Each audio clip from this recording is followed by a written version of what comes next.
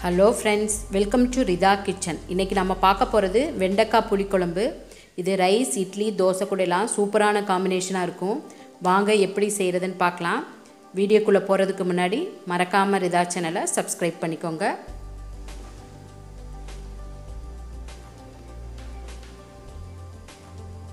அதுக்கு தேவையான பொருட்கள் நான் வெண்டைக்காய் 150 கிராம் எடுத்திருக்கேன். நல்லா கழுகி தொடச்சிட்டு இந்த மாதிரி சின்ன சின்ன பீஸா அறுத்துக்கணும். ஒரு பச்சை மிளகாய், சின்ன வெங்காயம் ஒரு 10 இந்த மாதிரி கட் பண்ணிக்கணும். தக்காளி 2 பழுத்த தக்காளி, மிளகாய் தூள் ஒரு 1 டீஸ்பூன், மஞ்சள் தூள் 1/2 டீஸ்பூன், மல்லித்தூள் 1/2 டீஸ்பூன். இப்போ நம்ம இந்த மசாலா எல்லாம் வறுத்து அரைக்க போகிறோம். மிளகு ஒரு 1/2 டீஸ்பூன், ஜீரகம் 3/4 டீஸ்பூன், சோம்பு 3/4 டீஸ்பூன், வெந்தயம் ஒரு 1/4 டீஸ்பூன். இதெல்லாம் நம்ம வறுத்து அரைக்க போகிறோம். புளி பழைய புளி 1 எலுமிச்சம்பழம் அளவு ஊற வச்சுருக்க. பழைய புளி போட்டால் தான் புளி குழம்புக்கு நல்ல டேஸ்ட்டாக இருக்கும். இப்போ ஃபஸ்ட்டு நம்ம இதெல்லாம் வறுத்து பொடி பண்ணிக்க போகிறோம். நம்ம வறுத்து பொடி பண்ணிக்கிட்டால் தான் ஃப்ரெஷ்ஷாக நல்லா குழம்பு நல்ல ஃப்ளேவராக இருக்கும். இது நல்லா ஹோட்டலில் எப்படி புளி குழம்பு கொடுப்பாங்களோ அதே டேஸ்ட்டில் சூப்பராக இருக்கும். இது நல்லா கருகாமல் நல்லா சிம்மிலே வச்சு வறுத்துட்டு இந்த மாதிரி நம்ம பொடி பண்ணி வச்சுக்கணும். இப்போ இந்த மாதிரி கொஞ்சம் ஜாஸ்தியாக பொடி பண்ணி வச்சுக்கிட்டாலும் நம்ம புளி குழம்புக்கு அந்த மாதிரி இதுக்கு போட்டுக்கலாம். இப்போ அதே பேனில் நம்ம 2 டேபிள் ஸ்பூன் நல்லெண்ணெய் தான் ஊற்றணும். நல்லெண்ணெய் ஊற்றினா தான் இந்த குழம்புக்கு நல்ல டேஸ்ட்டாக இருக்கும். எண்ணெய் நல்லா காஞ்சோன்னே நம்ம கட் பண்ணி வச்சுருக்க வெண்டைக்காவை போட்டு நல்லா வணக்கிக்கிறணும். நல்லா கலர் சேஞ்ச் ஆனோடனே நம்ம எடுத்துக்கணும். வெண்டைக்காய் கழுகி நல்லா தொடச்சி நம்ம கட் பண்ணும் போது அந்த பிசுபிசுப்பு தன்மை இருக்காது. இப்போ இந்த அளவு வணங்கினா போதும். இப்போ இதை எடுத்துட்டு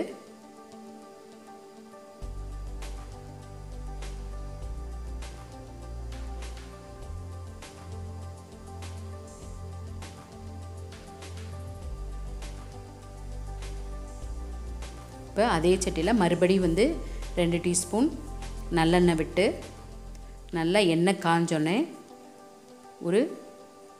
கொஞ்சம் வெந்தயமும் கொஞ்சம் ஜீரகம் போட்டு தாளிச்சுக்கணும். ஏற்கனவே நம்ம வறுத்து பொடி பண்ணியிருக்கோம். இதில் அதனால் நல்லா கம்மியாக போட்டால் போதும். ஒரு பச்சை மிளகா போட்டுட்டு நல்லா வெடிக்க விட்டு, பச்சை மிளகா போட்டு வெடித்தா நல்ல ஃப்ளேவர் நல்லாயிருக்கும். இது நல்லா பொரிஞ்சோடனே நம்ம சின்ன வெங்காயத்தை ஆட் பண்ணிக்கலாம். சின்ன வெங்காயம் நல்லா கலர் சேஞ்ச் ஆகணும். நல்லா ஒரு அரைவாசி வணங்கி நல்லா கலர் சேஞ்ச் ஆகணும். கருவேப்பிலை 2 கொத்து போட்டுக்கலாம். போட்டு இது நல்லா கலர் சேஞ்ச் ஆகட்டும். புளிக்குழம்புக்கு எப்பயுமே சின்ன வெங்காயம் போட்டால் தான் டேஸ்ட்டு. இப்போ இந்த அளவு வணங்கினோடனே நம்ம தக்காளி சேர்த்துக்கலாம். தக்காளி சேர்த்து இந்த வெங்காயம் தக்காளியும் நல்லா சேர்ந்து ஒன்றா மசியணும். அப்போ தான் குழம்புக்கு நல்லாயிருக்கும். இது நல்லா ஒரு 3 மினிட்ஸ் அப்படியே நல்லா மசியட்டும்.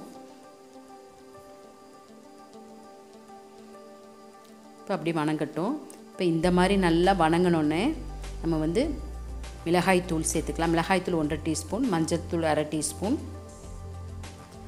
மல்லித்தூள் 1/2 டீஸ்பூன். மிளகாய்த்தூள் உங்கள் காரத்துக்கு தகுந்த மாதிரி நீங்கள் அட்ஜஸ்ட் பண்ணிக்கோங்க.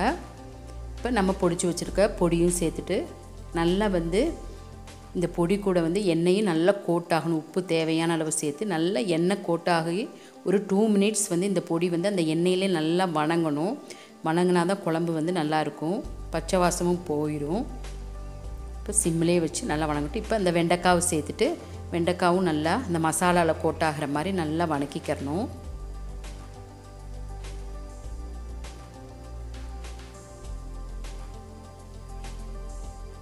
இது அப்படியே ஒரு 2 மினிட்ஸ் இருந்து பாருங்கள். 2 மினிட்ஸ் ஆகி இந்த அளவு நல்லா வணங்கிருச்சு. இப்போ நம்ம புளி கரைச்சி அதில் ஊற்றிக்கலாம். வெண்டைக்காவை இந்த அளவு வணக்கும் போது நமக்கு தண்ணி ஊற்றினாலும் நல்லா அந்த கொழகொழப்பு வராது.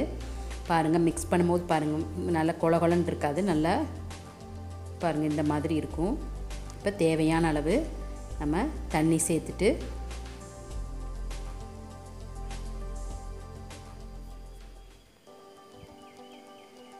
இப்போ மிக்ஸ் பண்ணி பார்த்துக்கலாம். பார்த்துட்டு இன்னும் கொஞ்சம் தண்ணி வேணும்னா சேர்த்துக்கலாம். உப்பு காரம் பார்த்துட்டு உப்பு தேவையான அளவு சேர்த்துட்டு நம்ம இது மூடி ஒரு 5 மினிட்ஸ் அப்படியே கொதிக்கட்டும். இப்போ நம்ம வந்து இதுக்கு தேங்காய் பால் ஊற்ற போகிறோம். இப்போது 3 டேபிள் ஸ்பூன் தேங்காய் எடுத்து நல்லா திக்கான தேங்காய் பால் எடுத்துக்கணும். இப்போ நல்லா கொதித்து இந்த மாதிரி குழம்பு கொஞ்சம் வத்திருச்சு. இப்போ இந்த ஸ்டேஜில் வந்து நம்ம எடுத்து வச்சுருக்க தேங்காய் பால் வந்து நம்ம ஊற்றிக்கணும். தேங்காய் பால் நல்லா திக்காக இருக்கணும். ஒரு 3 டேபிள் ஸ்பூன் தேங்காய் பூவை எடுத்து நம்ம பால் எடுத்துக்கலாம். இப்போ நம்ம தேங்காய் பால் ஊற்றும் போது இந்த குழம்புக்கு வந்து சூப்பராக இருக்கும். இப்போ வந்து 1/2 டீஸ்பூன் வெல்லம் சேர்த்துக்கிறேன். இந்த குழம்புல வந்து உப்பு, காரம், புளிப்பு, இனிப்பு எல்லா டேஸ்ட்டும் இருக்கும். சூப்பரான புளிக்குழம்பாக இருக்கும். இது நல்லா ஒரு 2 மினிட்ஸ் வந்து கொதிச்சோன்னே உப்பு காரம் பார்த்துட்டு உப்பு தேவைன்னா நீங்கள் ஆட் பண்ணிக்கோங்க. நல்லா ஒரு 2 மினிட்ஸ் கொதிக்கட்டும். இப்போ பாருங்கள், சூப்பரான வெண்டைக்காய் புளிக்குழம்பு ரெடி ஆயிருச்சு. இது ஆறுனோடனே இன்னும் கொஞ்சம் கன்சிஸ்டன்சி வந்து திக்காக இருக்கும். உங்களுக்கு இந்த வெண்டைக்காய் புளிக்குழம்பு பிடிச்சிருந்துச்சுன்னா மறக்காமல் ரிதா சேனலை சப்ஸ்கிரைப் பண்ணிக்கோங்க. ஓகே ஃப்ரெண்ட்ஸ், அடுத்த வீடியோவில் சந்திக்கலாம்.